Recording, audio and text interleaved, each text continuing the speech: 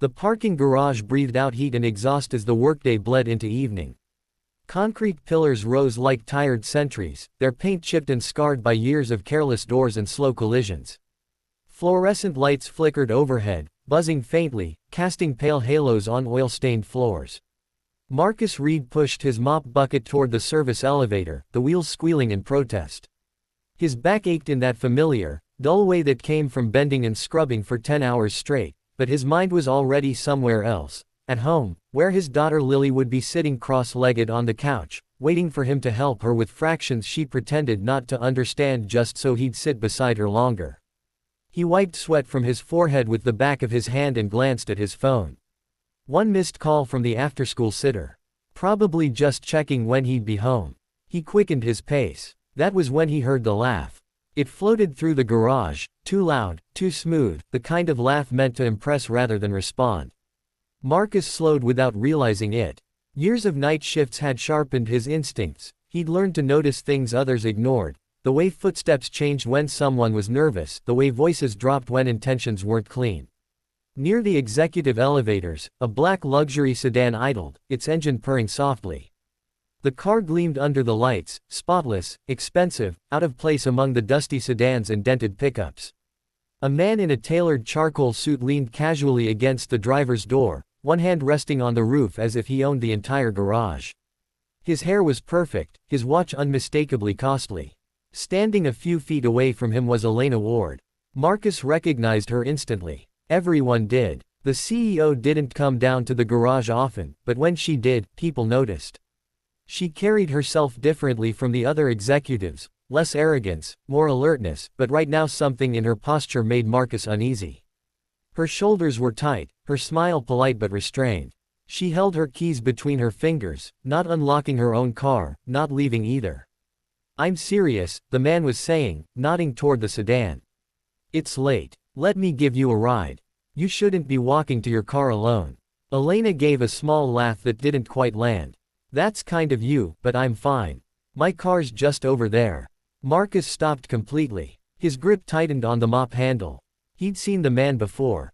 Not once, not twice, enough times that the memory surfaced instantly. Lingering near the lobby after hours. Watching women as they waited for rides.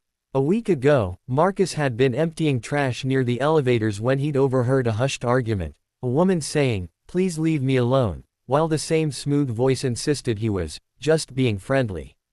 Security had brushed it off when Marcus mentioned it later. No complaint filed, no proof. Probably nothing, they'd said.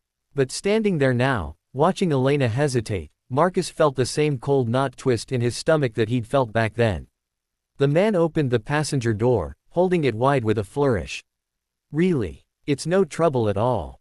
Elena shifted her weight. For a split second, her eyes flicked around the garage, over the cars, the pillars, the shadows, and landed on Marcus. Their gazes met. In that instant, Marcus saw something that made his chest tighten.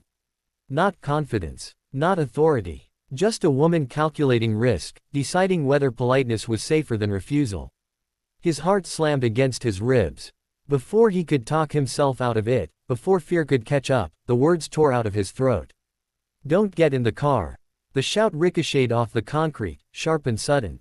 It sliced through the low murmur of departing employees and the hum of engines.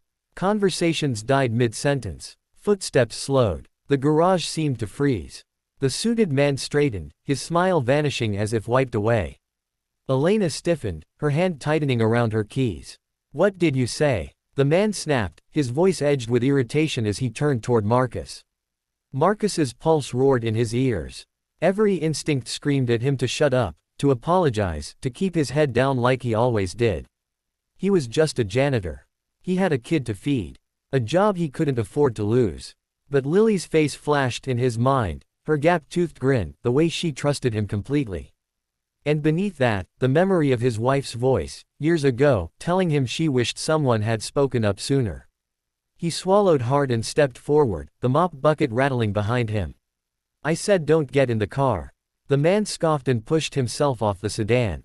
"Mind your business," he said, his tone sharp now, eyes narrowing. "This doesn't concern you." Elena turned fully toward Marcus, surprise etched across her face. "Sir." He followed you, Marcus said, the words tumbling out faster now that he'd started. From the lobby. I've seen him do it before. He hangs around after hours, waits for women to be alone. A ripple of murmurs spread through the onlookers. A few people raised their phones, recording. The man's jaw tightened, a flush creeping up his neck. That's a lie, he barked. This is outrageous. I work here. Who are you to accuse me of anything? I work here too, Marcus said, his voice shaking despite his effort to steady it. And I've got a daughter. I'm not going to pretend I didn't see something wrong. For a moment, no one spoke. The fluorescent lights buzzed overhead. A car alarm chirped somewhere in the distance. Elena looked from Marcus to the man, really looked this time. Her expression changed, politeness hardening into something colder, more focused. She took a deliberate step away from the open car door. Close the door, she said quietly. The man hesitated. Elena, this is ridiculous. He's overreacting. Close it, she repeated, louder now. He slammed the door shut, anger flashing across his face. Fine, but this is harassment. I won't forget this. Elena didn't flinch. She lifted her phone. Security, she said, her voice calm but commanding. I need you in the executive garage immediately. The man's confidence wavered. He glanced around, noticing the attention, the cameras, the way the mood had shifted against him. You're making a mistake, he muttered. Marcus felt his knees threaten to give way as the adrenaline began to drain. He gripped the mop handle like a lifeline, bracing himself for whatever came next. Anger, humiliation, maybe even handcuffs if this somehow turned on him. Security guards jogged in moments later, radios crackling. Questions flew. The man protested loudly, his voice echoing off the concrete, but the guards' expressions grew more serious with every word exchanged. As one of them asked Elena if she was all right, she glanced back at Marcus. Their eyes met again. This time, there was no uncertainty in her gaze. Just gratitude. She gave him a small, almost imperceptible nod. And in that crowded, echoing garage, surrounded by strangers and flashing phone screens, Marcus realized something had shifted, something he couldn't take back, no matter what happened next. Morning light poured through the glass walls of the atrium, turning the polished floors into mirrors. Employees gathered in uneasy clusters, voices low, eyes darting toward the elevators and the upper balconies where executives sometimes watched like distant figures in a theater box. Word had traveled fast overnight. Everyone knew something had happened in the parking garage. No one knew exactly what it meant. Marcus Reed stood near the back, half hidden beside a row of potted plants, his janitor's cart parked where it always was. He hadn't slept much. Every possible outcome had played through his head in the dark: being fired on the spot, escorted out by security, losing the health insurance Lily depended on. He kept checking his phone, expecting an email that would end his job before the day even started. Instead, at 9:02 a.m., a company-wide alert chimed across the atrium. All staff meeting. Mandatory. A hush fell as Elena Ward stepped onto the small stage at the center of the space. She wore a navy suit, crisp and unyielding, her hair pulled back tighter than usual. She didn't smile. She didn't waste time. Thank you for being here, she said, her voice carrying effortlessly. Yesterday evening, an incident occurred on company property that requires transparency and accountability. Marcus's chest tightened. His palms were damp. He considered slipping away, but there was nowhere to go. Elena continued, this company prides itself on innovation, integrity, and safety. Those words mean nothing if we fail to protect the people who work here, at every level. A murmur rippled through the crowd. Last night, she said, someone chose to speak up when it would have been easier to stay silent. Her gaze swept the room, then settled, unmistakably, on Marcus. For a heartbeat, he thought he might actually pass out. She raised her hand slightly, gesturing him forward. Marcus Reed, please come here. The crowd parted as if pulled by gravity. Every step felt unreal, his boots too loud against the floor. He could feel hundreds of eyes on his back, curiosity mixing with judgment. Janitors weren't called onto stages. Not for good reasons. When he reached the front, Elena stepped closer, lowering her voice just enough that only he could hear. You okay? He nodded, though his throat felt tight. She turned back to the crowd. Marcus is a single father. He works nights. He cleans the spaces most of us never think about. And yesterday, he did something extraordinary. Behind her, the large screens flickered to life. A statement appeared, bold and unmistakable. Zero tolerance for harassment. Elena, Marcus began, panic creeping into his voice, but she gently lifted a hand. The individual involved in last night's incident has been terminated effective immediately, she said. An internal investigation confirmed a pattern of behavior that should have been addressed long ago. That failure is on leadership, including me. The room was silent now. We are implementing new safety protocols, she continued. Expanded security coverage. Anonymous reporting that is actually anonymous. Mandatory training for every employee, executive included. Then she turned back to Marcus.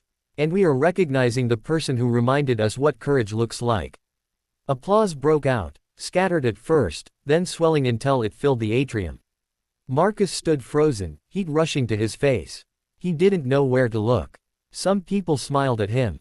Others looked stunned. A few wiped at their eyes. Elena extended her hand. He took it, her grip firm and steady. "Thank you," she said, loud enough for everyone to hear. "You didn't have to risk your job. You didn't have to say anything. But you did." He swallowed. I didn't want anyone to get hurt." She nodded once, as if that answer mattered deeply. "Neither do I." The meeting ended shortly after, but the energy didn't fade. People stopped Marcus as he tried to retreat to his cart.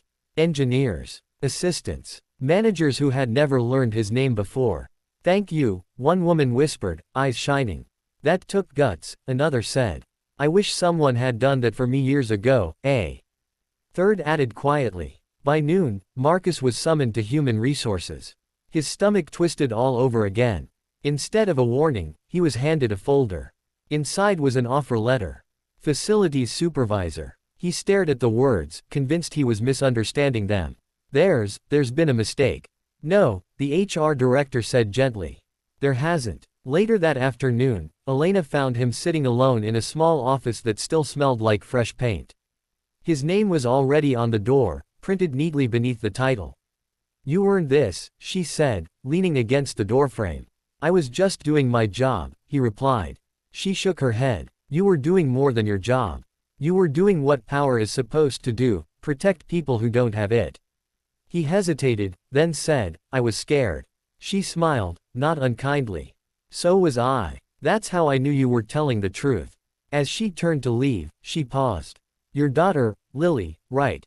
Marcus's eyes widened. "Yes. She should be proud of her dad," Elena said. "This company is." That evening, Marcus picked Lily up from school himself for the first time in months. When she asked why he was smiling so much, he knelt and hugged her tight. "Because sometimes," he said softly, "doing the right thing changes more than you think." And for the first time since he'd started pushing a mop through quiet hallways at night, Marcus believed the world might actually notice.